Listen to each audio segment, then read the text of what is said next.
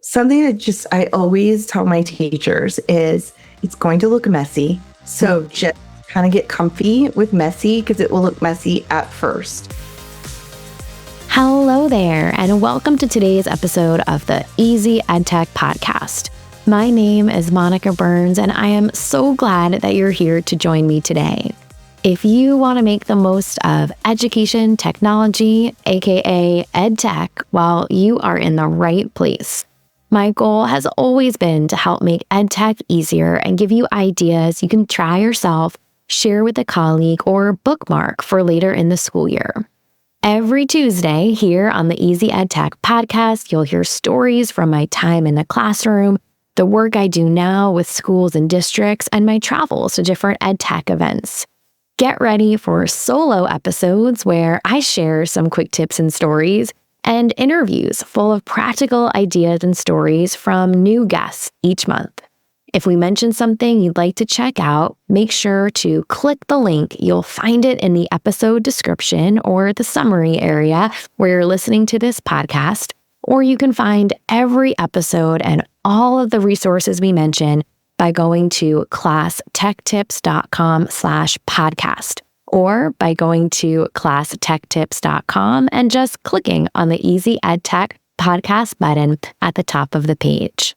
This episode is sponsored by Kira, the AI-powered teaching and learning platform of today. Kira isn't just another AI tool. It's an intelligent platform for the full instructional workflow. Plan standards-aligned lessons, deliver engaging activities, and support students with an AI tutor that gives hints, not answers. Every classroom is different, but every teacher wants the same thing. Every learner seen and supported. In between those moments of teaching, the details pile up. Kira lightens the load so you can do what you love most. Head to kira-learning.com to create a free account.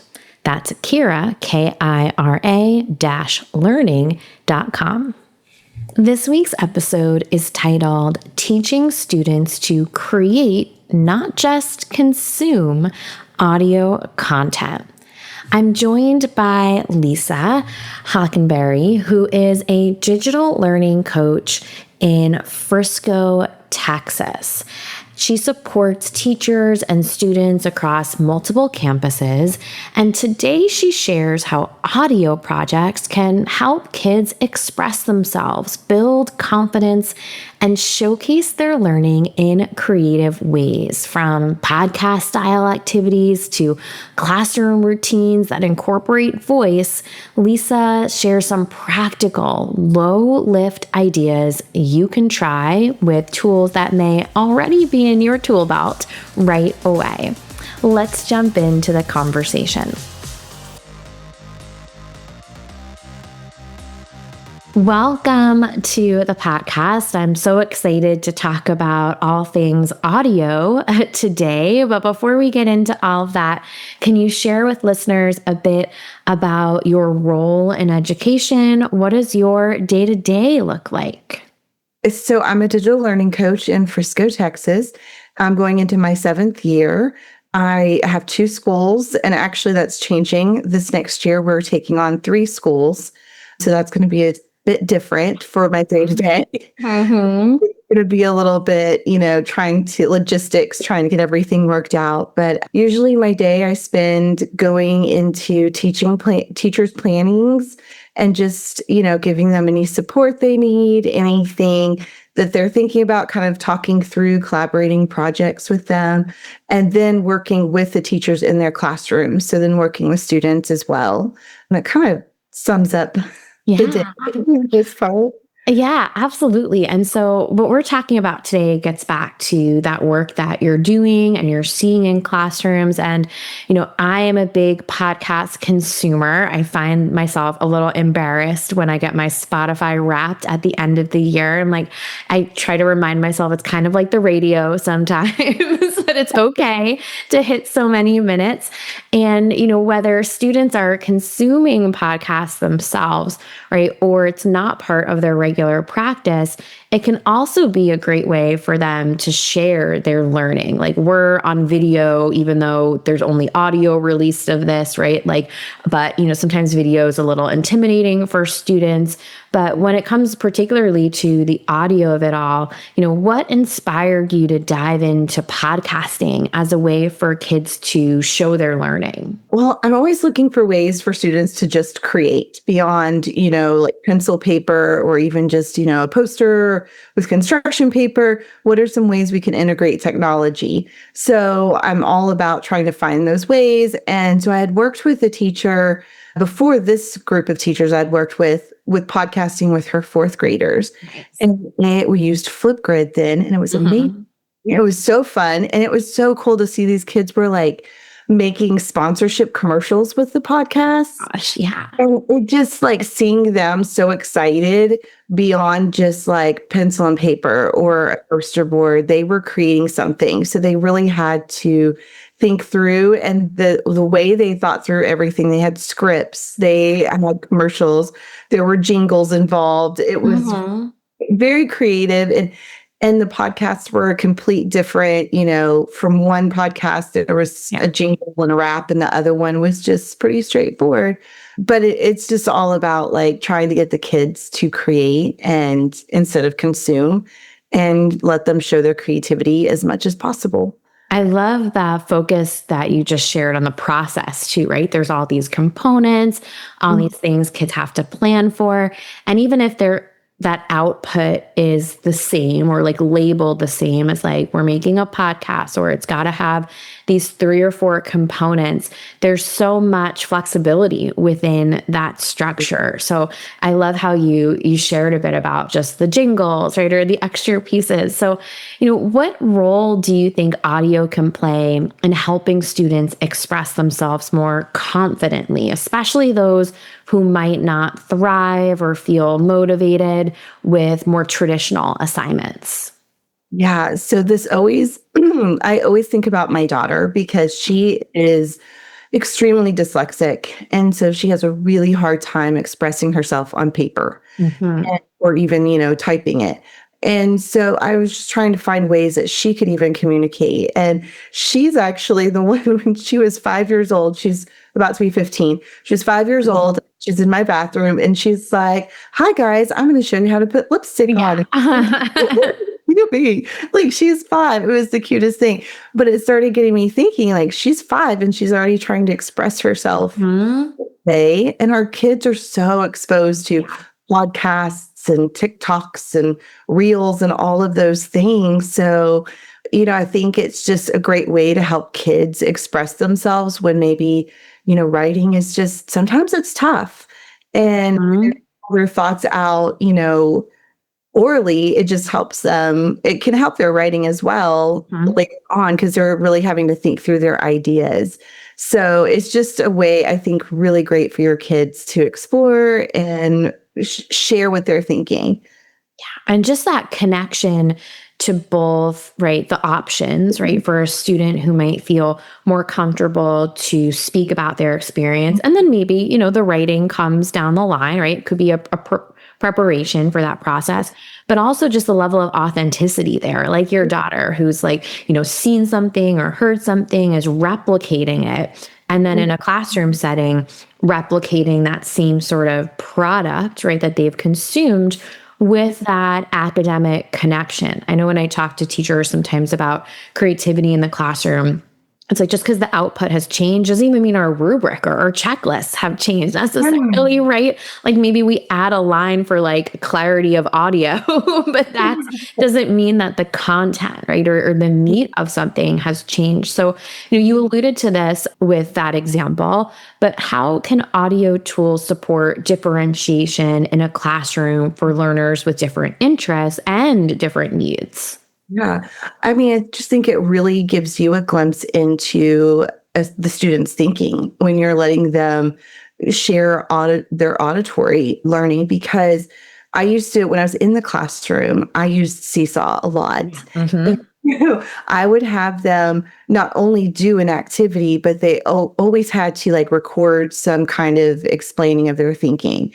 And there were so many times where they got their answer wasn't quite right, but their explanation, they understood it. They knew what they needed to do. They understood the learning. And if I hadn't recorded them, I would have thought that they don't understand this. Okay, got to pull them back and do all of these things, when instead it just gives you some insight to it. And I think that's what's so great about doing some recording, letting them share their voice, because it's their voice and we can glimpse into what they're thinking. It's just really powerful.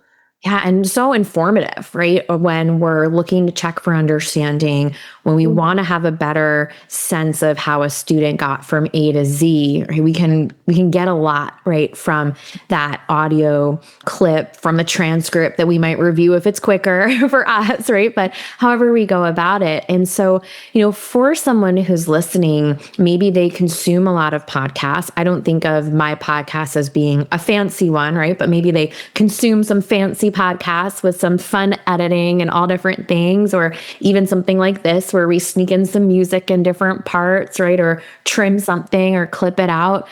What does it look like, or what are some low lift ways teachers can get started with audio creation, even if it's not a big project or something that's like labeled podcast? I think just starting small, not, trying to take this huge endeavor project on. But, something I always have my teachers do when we were working with Canva and when we've worked with Seesaw and it's new, we have them do a lot of like warm up time with it and exploring the features of that tool. So then when we do want to do a project that's more in depth, we're not having to worry about the technology piece of it.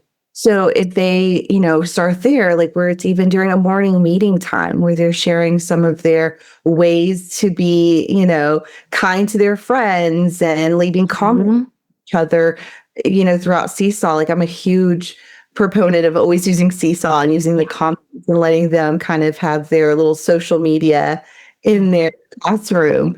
And it gives you that time for them to give an auditory. So even kindergartners can do this. Yeah. And, can't write it out, but we can still speak it. So I think it's really just starting small and just also starting in like low risk, like during maybe your enrichment and extension time, things like that just don't put pressure on you or the students, and you can explore and give them time. That's what I always tell teachers. And that's such a great reminder for someone who might be like kind of going into something new, right? Like build off of your existing routines. Maybe it's a morning meeting that you always do, or maybe it's the way you close out, the period before the bell rings, right? And then those low stakes things, like you already know the answer to. It's not the academic question, but maybe it's a question about an interest or a favorite thing, or, those kind of morning meeting questions that we think of where you just kind of have to pick something to share. Doesn't mean that, there's no right or wrong answers necessarily. So I think that's a great example for someone who understandably may feel intimidated about bringing in a new type of media right into their work. In a world where kids are consuming so much digital media, maybe they've got, someone next to them with the phone they're watching together, or they're on their own device. How do you see classroom audio projects helping them become more thoughtful creators and maybe more intentional consumers of content too? So this kind of goes back to what I've been wanting to do with my campuses, is forming like an influencers club. Where it's cool, because I think students, they consume these podcasts and these TikToks and reels and all these things, and they don't see all the behind the scenes work that goes into it. So really showing them, like, we have to write a script. You have to think about your audience. You have to think about what you're presenting and how much you know about that topic. And so like when I was doing this with my third graders, and I wrote about this in my article, was we had a website that kind of like led them through all the steps they needed to do so that they could be thoughtful and really show their learning and showcase their creativity through their podcasting, but showing them there's a whole behind the scenes action going on. So yeah, so there's a lot of behind the scenes. So I think eventually I'll get to that influencers club and be able to really show these kiddos all the different things that kind of go into it. Yeah. And just the layers that are there, the amount of prep work. It's so easy for us to watch something, right? Or to scroll through a TikTok and not really think about all the steps it took to create that. Maybe even for a simple video, right? There's some planning or there's some prompts or, some intention in terms of why a piece of music was chosen over another piece of music. So I love that idea of building that level of transparency for students to help them understand the process, which is so key. And I don't know if you've had a lot of AI conversations this past year. But I think one thing that I often come back to with educators, that I'm working with is this idea of process. Like, sure, we can ask it to write an essay if we open up ChatGPT, but we want to document that whole process. So I think that's such great advice. And, if you're talking with one of your teachers who might feel unsure about audio, maybe they're not consumers of podcasts themselves, right? Or they find that they have some tech limitations or even classroom management concerns, which is a really valid reason for being like, I don't want to upset what we've got going on or introduce something new. I think many of us have been there. What advice do you have for them? Something that I always tell my teachers is it's going to look messy. So just kind of get comfy with messy because it will look messy at first. But the more you do the technology, whatever it is, the more you use it, whether it's like Canva or Seesaw, they're going to get better at it throughout the year. So just kind of be okay with a little bit of messy at first. Yeah. And then just dive in and just get your hands dirty with it. But I think teachers, I like to tell them that, just take it slow and dig into it. I'm trying to think like all the things that I've told them. But I think the main thing is just that it's gonna be a little messy. I think I've said that. Sorry. No, that's the perfect piece of advice. I think just such a good reminder for someone, if they're trying something out in the next week or two, maybe they're opening up a tool they already have. Like, oh, you know what? I never use the audio button in Seesaw, or I've never, come back to this before. Or maybe the first place they start is simply pressing play on an existing podcast for students, right? Like, it doesn't have to be something massive in terms of their first step. So I think that's such great advice, Lisa, just for someone who wants to try this out for the first time. Like, it doesn't have to be perfect. It can be a little messy. It can surely be noisy if you're recording everyone's voices.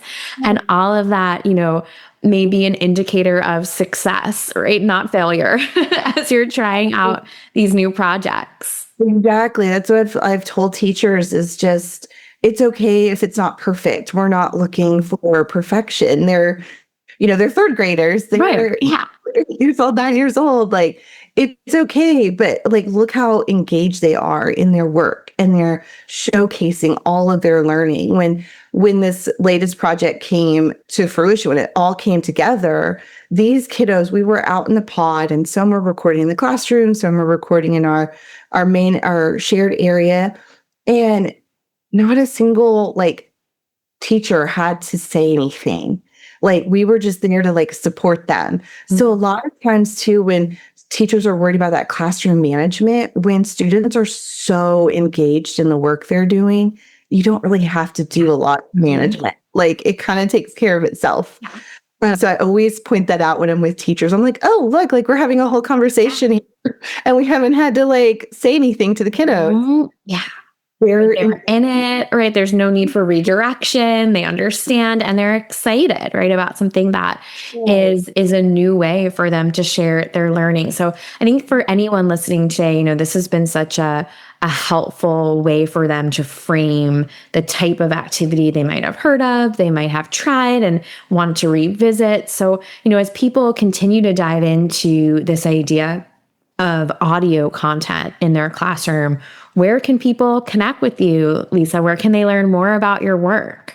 Probably mainly on Twitter, Coach303. And I usually post projects I'm doing or articles I've written. I do have an Instagram with the same name, but I don't do Instagram as much. I've been so comfy with Twitter. So I'm trying to work myself this next year to get into Instagram more because I feel like that's where a lot of educators are going. So I'm there too. Perfect. Well, we'll make sure to link out so people can find you and follow along with all of your great resources. So thank you so much for your time today. Yeah, thank you. It was so much fun chatting with Lisa today. Let's finish up, like we always do, with a few key points from today's episode.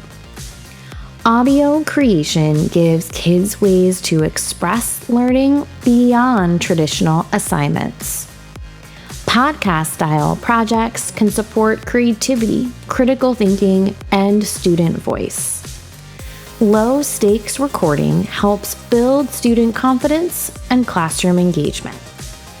Audio explanations reveal student understanding that may not show in written work. Remember, you can find the show notes and the full list of resources from today's episode, including all of the ways to connect with Lisa Hockenberry, by heading to easyedtechpodcast.com. Thanks to Kira for sponsoring this episode.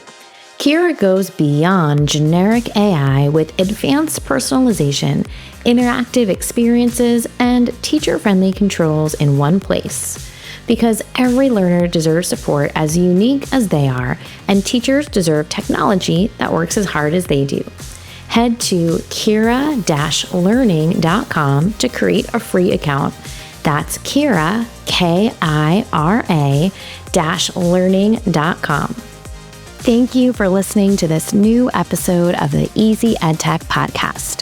I love creating new episodes for you each week, but I could use a bit of help spreading the word about the podcast. Can you leave a rating or review on your favorite podcast app? Spotify will let you tap on the stars, and Apple Podcasts will let you tap on the stars and leave a 1 or 2 sentence review. Thank you so much for taking this extra step. It helps other educators find episodes like this one when they're searching for EdTech tips.